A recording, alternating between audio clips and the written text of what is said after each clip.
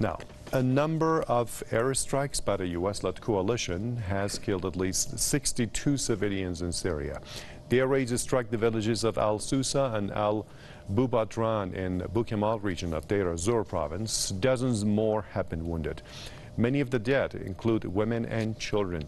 Local sources say that the number of fatalities is expected to rise as most of the injured are in critical condition. Now, many remain under the rubble.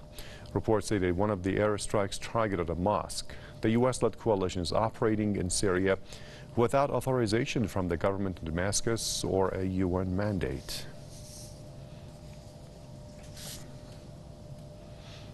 Now, from Damascus, the Syrian capital, I'm joined by our correspondent there, Mohammed Ali. Good to have you with us, Mohammed. Again, another airstrike by the U.S.-led coalition and innocent civilians getting killed. Tell us more about that.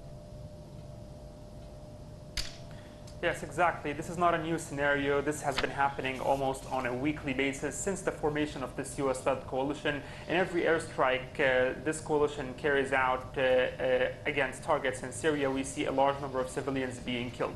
Now, what happened is that, according to local sources, in the past 24 hours, the U.S.-led coalition carried out 3 airstrikes on the 2 towns of al-Susa and al-Bubatran, about 140 kilometers southeast of Dayr al-Zawr, on the borderline with Iraq. The result was the killing of at least 62 civilians, mostly women and children over there. This happens just about 3 days following a similar also airstrike by the U.S.-led coalition on that same town of al-Susa.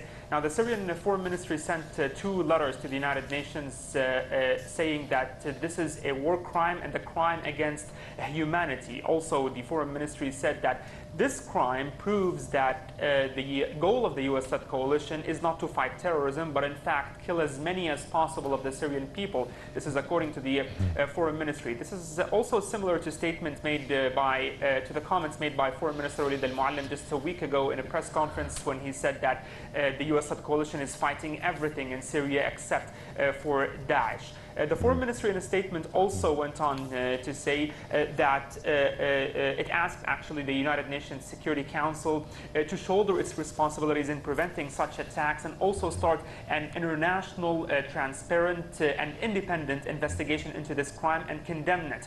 The Foreign Ministry also concluded by saying that and asking the United Nations Security Council to end the presence of the U.S. inside Syria and other foreign troops that are in Syria without the consent of the Syrian government. So this is not a surprise, whether for the civilians in Syria, for the ordinary people, or the government, because this has been happening on a weekly basis by the U.S.-led coalition. And Mohammed, is there any reaction by the U.S.-led coalition about this? Well, we still didn't hear anything about that from the U.S.-led coalition itself or from the United States, but usually the U.S. does not admit that it's killing a large number of civilians inside Syria because of its airstrikes, or rather even in Iraq, because the coalition operates in both countries. All right, thank you for that update. Mohammed Ali, our correspondent in Damascus.